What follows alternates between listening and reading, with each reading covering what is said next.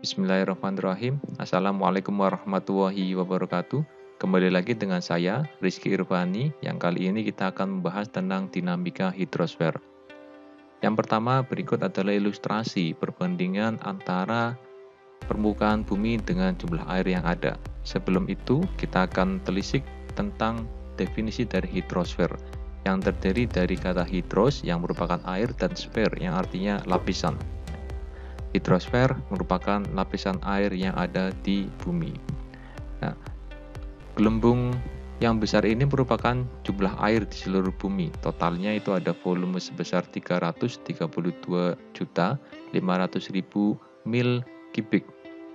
Dari total itu, ada sekitar 97,1% merupakan air asin yang berada di laut dan di tempat-tempat yang lainnya.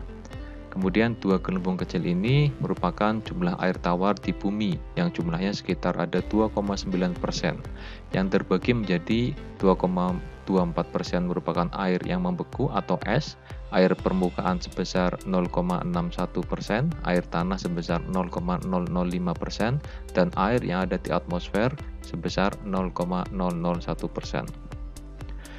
Ada sekitar 6 negara yaitu Brasil, Rusia, Kanada, Indonesia, Cina, dan Kolombia yang menguasai sejumlah 50% cadangan air tawar di dunia. Ini diambil dari sciencekompas.com. Ini adalah beberapa fakta tentang jumlah air yang ada di bumi.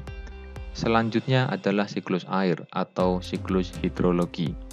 Siklus hidrologi dengan segala kompleksitasnya membantu keberlanjutan pergerakan air dari bumi dan atmosfer. Ini adalah ilustrasi dari siklus air sendiri yang merupakan pergerakan air dari daratan menuju ke atmosfer dan sebaliknya juga, dan itu akan berputar terus-menerus. Hal ini menyebabkan air itu terbagi menjadi 3 bentuk, yaitu padat, cair, dan gas, dan ketiganya mempengaruhi sistem iklim dunia yang berada di udara, awan, danau, vegetasi es, dan di gletser. Selanjutnya kita akan membahas tentang beberapa hal kompleks yang ada dalam siklus air menggunakan ilustrasi yang lain. Yang pertama yaitu dengan adanya sinar matahari dan radiasi sinar matahari maka akan terjadi sebuah insolasi yang merupakan radiasi matahari yang tiba di permukaan bumi. Kemudian insolasi ini atau radiasi matahari yang memanasi permukaan bumi ini akan menyebabkan adanya evaporasi. Evaporasi merupakan penguapan dari lingkungan abiotik yang bisa dari laut, danau, sungai, awan, atau dari hujan itu sendiri yang belum sempat jatuh ke permukaan bumi. Selain evaporasi, insolasi ini juga menyebabkan adanya sublimasi. Sublimasi merupakan penguapan es langsung menjadi uap air. Tentunya seandainya insolasi ini mengenai daerah yang permukaan buminya berupa es. Setelah itu, akan terjadi sebuah transpirasi juga. Transpirasi merupakan penguapan dari lingkungan abiotik. Hal umumnya itu adalah berasal dari vegetasi. Selanjutnya yaitu ada fenomena kondensasi, yaitu proses perubahan uap air yang masih berbentuk gas menjadi titik-titik air sehingga terbentuk awan. Proses perubahan uap air menjadi titik-titik air ini karena ada sebuah fenomena gradien termis yang sudah kita pelajari sebelumnya, di mana semakin tinggi sebuah permukaan bumi maka suhu udara akan makin rendah sehingga uap air yang hangat itu akan berubah menjadi air jika menemui tempat-tempat yang lebih dingin. Selanjutnya setelah kondensasi akan terjadi transportasi atau adveksi yang merupakan proses perpindahan awan secara horizontal yang dibantu oleh angin. Nah, ini akan mendistribusikan awan sehingga akan terjadi hujan di beberapa tempat. Proses siklus air di atmosfer yang terakhir itu adalah presipitasi atau hujan, yang merupakan proses turunnya air dari atmosfer menuju permukaan bumi.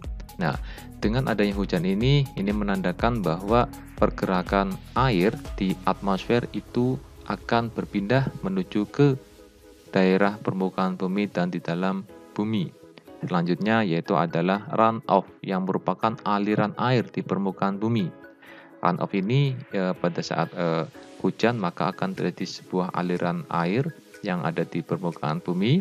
Kemudian setelah runoff juga akan terjadi sebuah infiltrasi yang merupakan proses meresapnya air ke dalam tanah yang bergerak secara vertikal. Selain infiltrasi, juga akan terjadi sebuah perkolasi yang merupakan pergerakan air di dalam tanah namun secara horizontal. Nah, perkolasi ini sangat berdampak atau berpengaruh terhadap fenomena ada plant uptake atau terserapnya air melalui akar-akar tanaman dan juga persebaran adanya groundwater yang menjadi sumber air bagi manusia ataupun makhluk hidup yang ada di atas permukaan bumi. Siklus air ini menyebabkan air di bumi ini jumlahnya tetap otomatis karena air itu berpindah tempat. Ya, yang berkurang itu otomatis itu adalah hanya kualitas air sendiri. Siklus air ada 3 jenis, yaitu siklus pendek, siklus sedang, dan siklus panjang. Saya akan jelaskan namun tidak secara berurutan. Yang pertama itu adalah siklus pendek. Siklus pendek, ya dari namanya saja itu adalah siklus yang pendek, bisa kita lihat dari gambar yang di kotak merah. Yang pertama terjadi sebuah insolasi atau pemanasan matahari pada badan air. Badan air dalam hal ini ada bisa laut, danau, sungai, atau genangan-genangan air yang ada di permukaan bumi. Kemudian juga badan air itu menguap, terjadi evaporasi dan menjadi uap air. Selanjutnya uap air terkondensasi dan menjadi titik air dan awan. Kemudian hujan turun masih di sekitar badan air. Jadi kalau terjadi fenomena siklus airnya itu di laut, berarti maka hujannya masih di laut. Atau mungkin kalau terjadi fenomena siklus airnya penguapannya itu di danau, maka di sekitaran danau itu akan terjadi hujan. Nah, itu adalah penjelasan sederhana dari siklus pendek. Selanjutnya siklus panjang, kebalikan dari siklus pendek. Siklus panjang ini berawal dari insolasi pemanasan matahari pada badan air sama dengan yang tadi, ya. Kemudian badan air menguap atau melakukan evaporasi dan menjadi uap air. Nah, perbedaannya itu adalah uap air setelah terkondensasi dan menjadi titik air dan awan. Awan ini akan terdorong oleh angin sehingga jauh dari badan air atau dalam hal ini, dalam contoh ini adalah laut. Biasanya bisa mencapai ke pegunungan dan akhirnya hujan turun jauh dari badan air. Nah, di sini adalah perbedaan utama antara siklus air panjang dan siklus air pendek. Di antara siklus air panjang dan siklus air pendek, kita juga mengenal istilah siklus air sedang. Dari definisi saja atau dari katanya saja kita bisa melihat berarti fenomena siklus air ini terjadi di tengah-tengah antara siklus pendek dan siklus panjang. Berawal dari insolasi sama dengan siklus air pada umumnya, yaitu pemanasan pada badan air, kemudian badan air ini akan menguap atau melakukan evaporasi menjadi uap air. Nah, uap air ini terkondensasi menjadi titik air dan awan seperti pada hal umumnya. Nah, perbedaannya pada di sini ya.